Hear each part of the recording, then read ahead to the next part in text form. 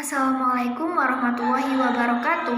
Perkenalkan, nama saya Isna Ahdiana dari Prodi Hubungan Internasional dengan NPM 520161118. Pada video kali ini, saya akan mengulas dua buah film dokumenter yang mengangkat tentang kejahatan genosida yang terjadi di Rwanda pada tahun 1994 dan bagaimana kehidupan di sana setelah kejadian tersebut terjadi. Untuk itu, mari kita masuk ke pembahasan yang selanjutnya.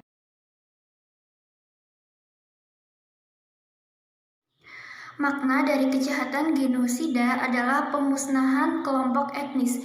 Di sini terjadi antara etnis Hutu dan juga Tutsi, di mana pelaku dari kejahatan ini adalah etnis Hutu militan yang ingin menghilangkan etnis Tutsi di Rwanda.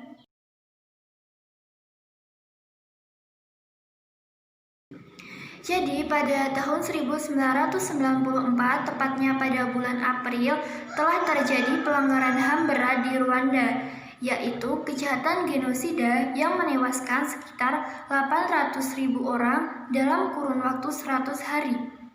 Kejahatan tersebut dilatar belakangi oleh ketidaksukaan etnis Hutu terhadap pemerintahan di Rwanda yang didominasi oleh etnis Tutsi. Sedangkan di Rwanda sendiri, mayoritas orang terdiri dari etnis Hutu, yaitu sekitar 80%. Hal itulah yang melatar belakangi kejadian ini terjadi. Mereka menganggap bahwa mereka lebih pantas untuk berada di posisi pemerintahan dibandingkan Tutsi.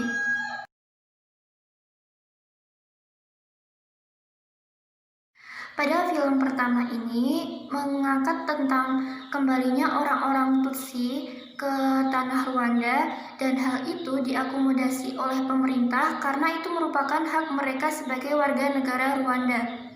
Setelah kembalinya Tutsi ke tanah Rwanda, orang-orang Hutu merasa takut akan terjadinya balas dendam di kemudian hari karena mereka telah menimbulkan kejahatan genosida yang membantai sebagian besar orang Tutsi.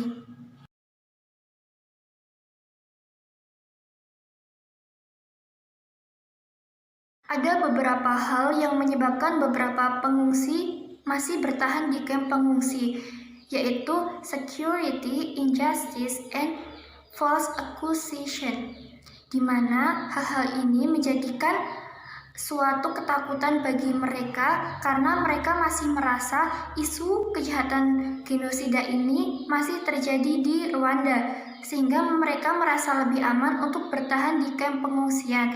Akan tetapi ada beberapa orang yang merasa isu ini sudah mulai reda dan kedamaian akan segera terwujud, sehingga mereka memutuskan untuk kembali ke rumah mereka masing-masing. Tidak sedikit juga orang-orang yang dituduh terlibat dalam kejahatan genosida ini, sehingga mereka diangkut oleh para tentara untuk dimasukkan ke penjara, di mana di penjara itu yang harusnya muat untuk 1.000 orang tetapi dipaksa untuk 8.000 orang. Bisa dibayangkan bagaimana kehidupan yang terjadi di penjara tersebut.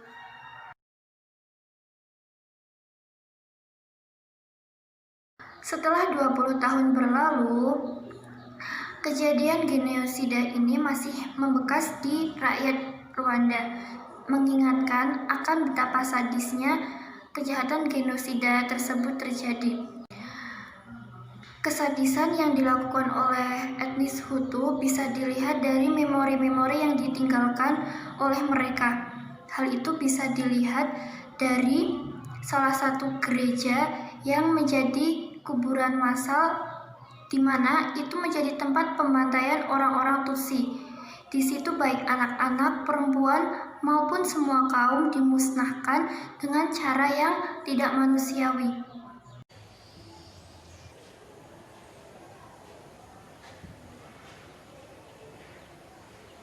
And on this baptism, the blood was full because they cut the head like a kitchen there.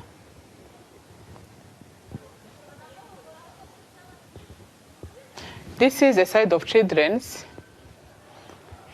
After I used the many bomb inside the church and other things just to finish them.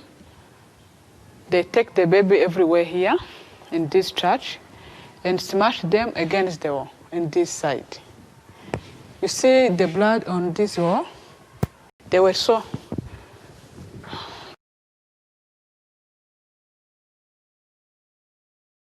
Rekonsiliasi yang diharapkan oleh pemerintah juga belum sepenuhnya bisa dicapai. Hal ini salah satunya dilatar belakangi oleh tidak adanya permintaan maaf dari keluarga pelaku kepada keluarga korban, sehingga mereka tidak bisa hidup di dalam kedamaian dan juga kehidupan normal seperti masyarakat biasa. Tetapi ada beberapa rekonsiliasi yang bisa tercapai. Hal ini dilatar belakangi oleh kesadaran keluarga pelaku untuk meminta maaf dan memberikan imbalan atau sebuah kompensasi kepada keluarga korban akan apa yang telah dilakukan oleh keluarganya, sehingga mereka bisa hidup berdampingan dan juga damai.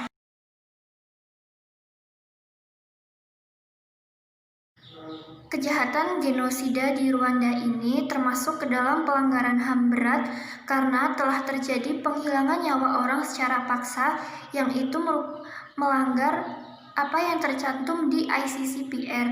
Di sini juga terjadi pembantaian anak-anak dan juga perempuan yang seharusnya dilindungi oleh hukum Jenewa, di mana mereka harusnya tidak boleh diikutkan dalam peperangan apapun.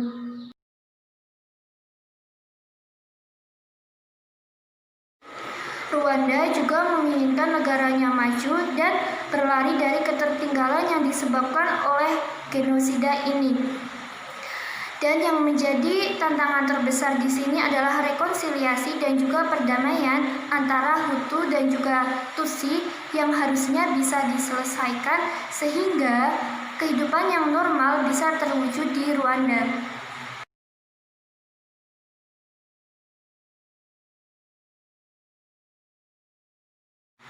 Sekian yang bisa saya sampaikan, kurang lebihnya mohon maaf. Wassalamualaikum warahmatullahi wabarakatuh.